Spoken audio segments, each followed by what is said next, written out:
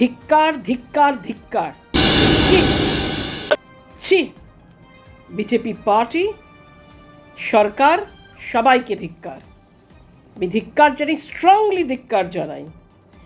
আজকে পিএসসির চেয়ারম্যান করছেন আপনারা ফিরহাদ হাকিমকে, যে লোকটাকে দুদিন আগে যার বিরুদ্ধে এত প্রচার করেছেন আপনারা, এত সাংঘাতিকভাবে প্রচার করে গেছেন, যে লোকটা টেইন্টেড, একটা হাজারটা করাপশনের মধ্যে রয়েছে, দুর্নীতিতে আপাদ মস্তক ঢাকা, এবং যার বিরুদ্ধে এতগুলো মামলা রয়েছে, যে জেল খেটেছে, যে মানুষটার এগেনস্টে আর্থিক তছরূপের এত কেস রয়েছে, সেই লোকটাকে কিনা টাকার হিসাব রাখার জন্য, অর্থের হিসাব রাখার জন্য পিএসসি চেয়ারম্যানে অনুমোদন দিয়ে দিলেন।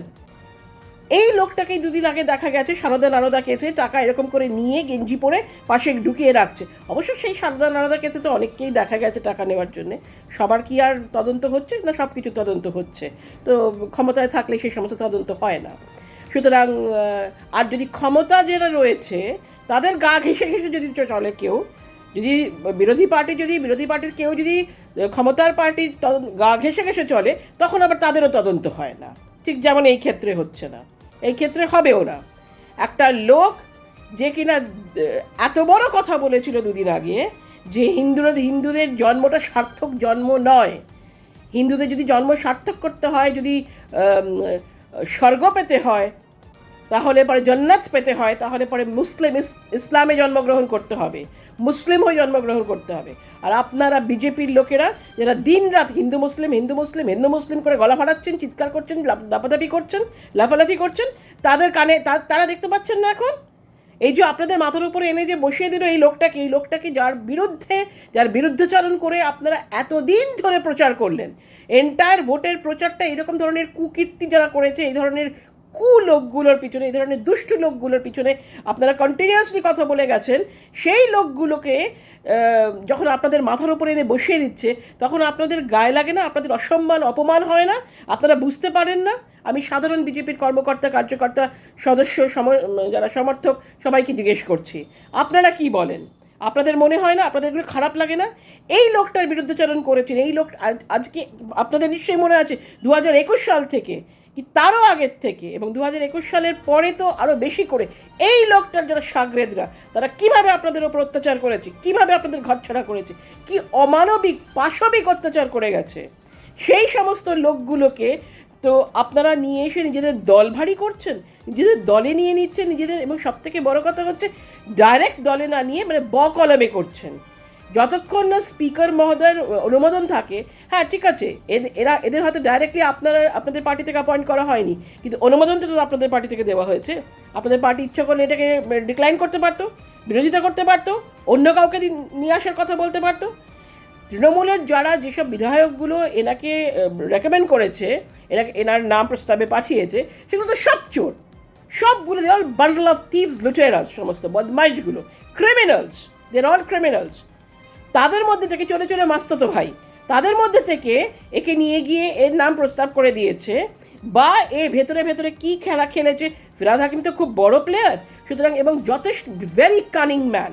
সুতরাং এই লোকটি গিয়ে ভেতরে কি খেলা খেলেছে, আমার কথা হচ্ছে যতই খেলা খেলুক, যখন একবার বলে দেওয়া হয়েছে যে এই ধরনের লোকেদের কি কোনো রকম প্রশ্রয় দেওয়া হবে না এবং এদের আইনের আওতায় নিয়ে আসা হবে, তখন কেন এদের ছাড় দেওয়া হচ্ছে?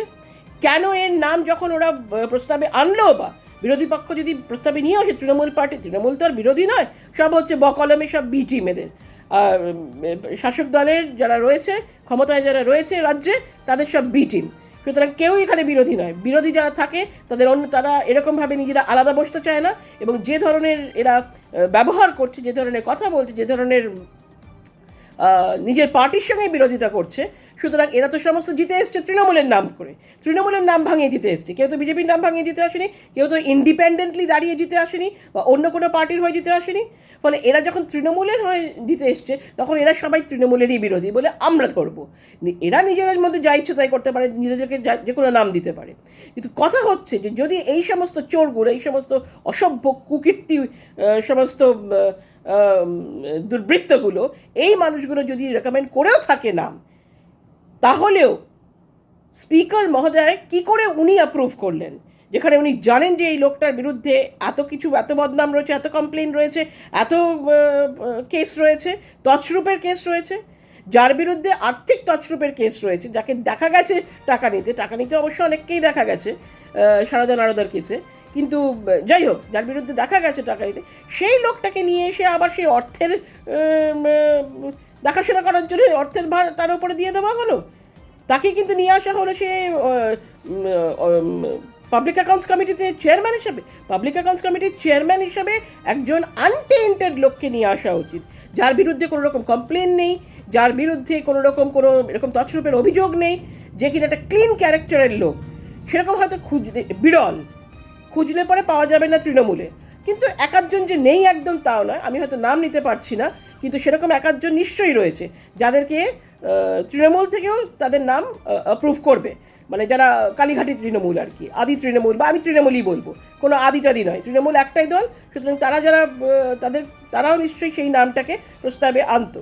কিন্তু তার নাম তো এই নতুন যে দলটা যারা সেই মানে গজিয়ে উঠেছে আর কি, সেই গজিয়ে ওঠা নতুন তৃণমূল দলটা তো তার নাম আনলো না, নিয়ে আসলো ফেরাদ হাকিমের নাম।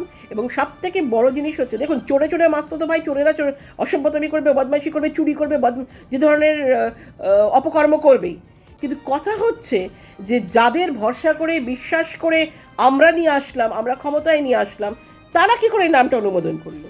এটা তো মুখ্যমন্ত্রীর সায়না থাকলে হয় না। নিশ্চয়ই স্পিকার মহোদয় মাননীয় মুখ্যমন্ত্রীর সঙ্গে কথা বলেছেন, আমি জানি না সেন্টারের সঙ্গেও কথা হয়েছে কিনা, হতেই পারে কেন্দ্রীয় লেভেলেও কথা হয়েছে এই নিয়ে, এবং তারপরেই তার নাম অনুমোদন দেওয়া হয়েছে, তার নামে অ্যাপ্রুভাল দেওয়া হয়েছে। কিন্তু এই জিনিসটা আজকে আমি অবাক হয়ে যাচ্ছি, সাধারণ বিজেপির কার্যকর্তা যারা গলা ফাটিয়েছেন, চিৎকার করেছেন, এই লোকটির বিরুদ্ধে কথা বলেছেন, সারাক্ষণ হিন্দু মুসলিম আপনারা করে যান, এবং এই মানুষটার আগেইনস্টে আপনারা কথা বলেছেন বলে প্রচার করেছেন, সেই লোকটাকে আপনারা মেনে নিচ্ছেন কি করে যে পাবলিক অ্যাকাউন্টস কমিটির চেয়ারম্যান হিসেবে বসানো হবে?